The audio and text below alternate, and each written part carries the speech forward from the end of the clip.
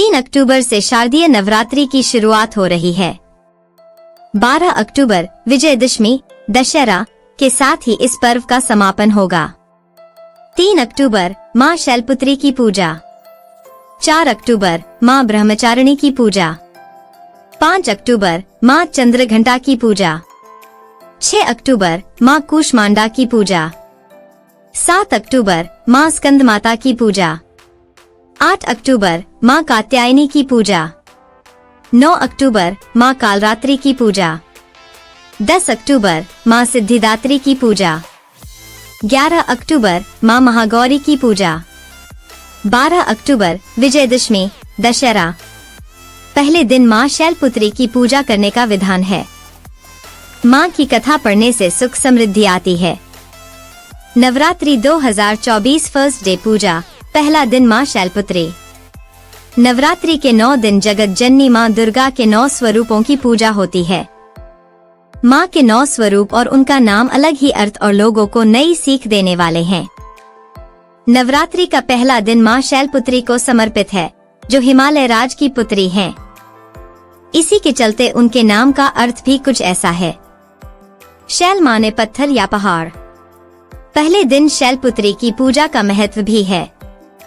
मान्यता है कि देवी के इस स्वरूप की पूजा इसलिए की जाती है ताकि लोगों के जीवन में शैलपुत्री की नाम की तरह ही स्थिरता बनी रहे, वो अपने लक्ष्य को पाने के लिए जीवन में अडिग रहे।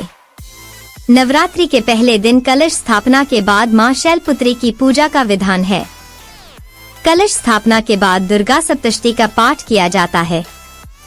मान्यतानुसार कलश को भगवान गणेश का स्वरूप माना गया है। किसी भी शुभ काम में कलश की स्थापना भी इसलिए ही की जाती है। पहले दिन शैलपुत्री की कथा सुनने मात्र से घर में सुख समृद्धि आती है। मां शैलपुत्री का मंगल आशीर्वाद प्राप्त होता है।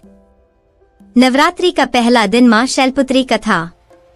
मां शैलपुत्री का वाहन वृषभ बैल है। ऐसा कथा प्रचलित है कि एक बार प्रजापति दक्ष, जो सती के पिता थे, उन्होंने यज्ञ के दौरान भगवान शिव और सती को छोड़कर सभी देवताओं को आमंत्रित किया, लेकिन सती बिना बुलाए ही यज्ञ में जाने को तैयार हो गई। अब भगवान शिव ने उन्हें समझाया कि ऐसे बिना बुलाए जाना उचित नहीं है। इसके बावजूद सती नहीं मानी और ऐसे में सती की जिद के आगे भगवान शिव ने उन्हें जाने की अनुमति प्रदान कर दी। अब सती बिना बुलाए पिता के यहाँ यज्ञ में प्रतिभाग करने पहुँच गई। वहाँ उनके साथ बुरा व्यवहार किया गया। मायके में सती की माँ के अलावा सभी ने उनसे गलत तरीके से बात की। क्या भाई और क्या बहनें, सभी ने सती और उनके पति भगवान शिव खूब उपहास किया। ये कठोर व्यवहार और पति का अपमान सती बर्दाश्त नहीं कर सकी और उन्होंने खुद को यज्ञ में भस्म कर लिया। जैसे ही ये वाकया हुआ और भगवान शिव तक समाचार पहुंचा, उन्होंने तुरंत अपने गणों को दक्ष के यहाँ भेज दिया। गणों ने इस यज्ञ को विध्वंस कर दिया। अगले जन्म सती ने हिमालय की पुत्री के रूप में जन्म लिया। इस तरह उनका नाम शैलपुत्री पड़ा। मां शैलपुत्री का प्रिय रंग सफेद। मां शैलपुत्री को सफेद रंग बेहद प्रिय है, इसलिए पूजा के दौरान उन्हें सफेद रंग की चीजें, बर्फी आदि का भोग लगाया जाता है। पूजा में सफेद रंग के पुष्प भी अर्पित किए जाते हैं। माता के भक्तों को पहले दिन की पूजा में सफेद वस्त्र धारण करना चाहिए, ऐसा लाभकारी बताया गया है।